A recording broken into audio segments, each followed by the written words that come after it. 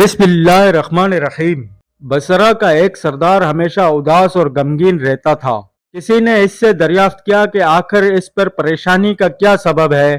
اس پر سردار نے جواب دیا کہ بات کہنے کی نہیں، پر کہی جاتی ہے کہ مجھ سے ایک ولی اللہ کی خدمت میں کچھ بے ادبی ہو گئی تھی، اس لیے ڈرتا ہوں کہ قیامت کو اس کے معاوضے میں گرفتار نہ ہو جاؤں۔ واقعہ یہ پیش آیا کہ میں ایک مرتبہ زیارت بیت اللہ کو چلا اور سب دوست و آشنا عزیز و قارب رخصت کرنے آئے۔ حسب دستور کچھ دور چل کر میں نے سب کو لوٹا دیا، مگر ایک شخص زید جو میرے خواص میں تھا واپس نہ ہوا اور اس نے میرا پیچھا نہ چھوڑا۔ مجبور ہو کر میں نے اس کو جھڑک دیا کہ بیت اللہ کا جانا بھی کوئی آسان سمجھا ہے، جو پیادہ پا چلنے کو تیار ہو گیا میرے ساتھ نہ آ اور جس راہ سے تیرا جی چاہے چلا جا۔ کہنے لگا، اے آقا، کیا خدا اس پر قادر نہیں کہ تم کو ذرا جلدی پہنچا دے اور مجھ کو بے یار و مددگار اور بلا توشا چھوڑ دے؟ یہ کہہ کر اس نے اپنی راہ لی اور میں اپنے راستے سے چلتا بنا۔ راستہ بھر کہیں وہ مجھ کو نظر نہ آیا، واللہ عالم کہاں پوشیدہ ہو گیا۔ جب خدا کے فضل سے مناسک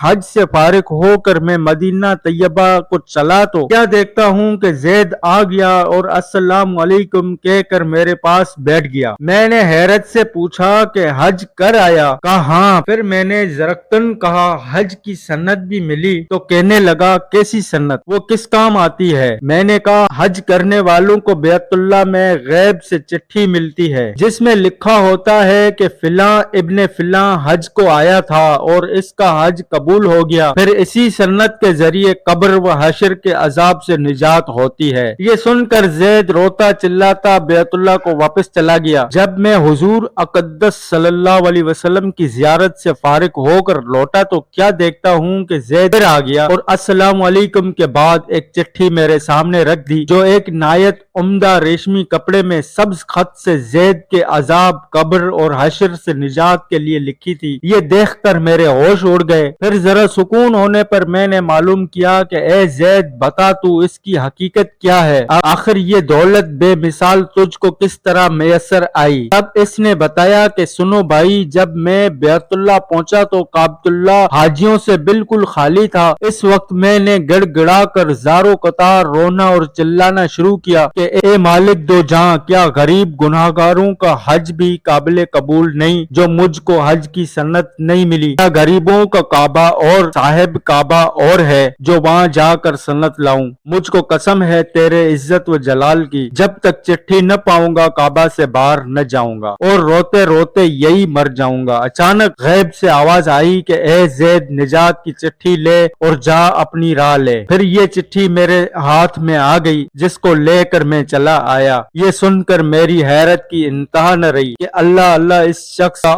یہ اعلیٰ مرتبہ ہے جس سے میں آج تک واقف نہ تھا۔ پھر عزت و احترام کے ساتھ میں اس کو اپنے ہمراہ بصرہ لے کر آیا اور وہ چٹھی نہایت احترام و تعظیم کے ساتھ متعر و منبر کے ساتھ صندوق میں بند کر دی۔ جب کبھی جی چاہتا تو کمال ادب و احترام سے نکال کر اس کی زیارت کر لیتا، چومتا اور آنکھوں سے لگاتا تھا اور پھر محفوظ کر دیتا۔ اتفاقاً میں کہیں سفر میں تھا کہ میرے پیچھے زید کا وصال ہو گیا۔ جب میں واپس آیا تو اس خبر سے میرے رنج و قلق کی انتہا نہ رہی کہ افسوس میں ایسے ولی کی تجہیز و تکفین میں بھی شریک نہ ہو سکا۔ پھر اچانک مجھ کو وہ چٹھی یاد آئی جو میرے بک میں محفوظ تھی۔ اب تو میں اور بھی بےتاب ہو گیا اور اپنے اوپر افسوس کرنے لگا کہ سفر کو جاتے وقت میں نے وہ چٹھی زید کو کیوں نہیں دی۔ پھر اپنا مہر شدہ صندوق منگا کر دیکھا جو اسی طرح با مہر بند تھا۔ جب میں نے کھولا تو اس میں چٹھی نہ پائی۔ اب تو میرے غم و عالم کا کچھ ٹھکانہ نہ رہا اور ایک حشر کا عالم برپا ہو گیا۔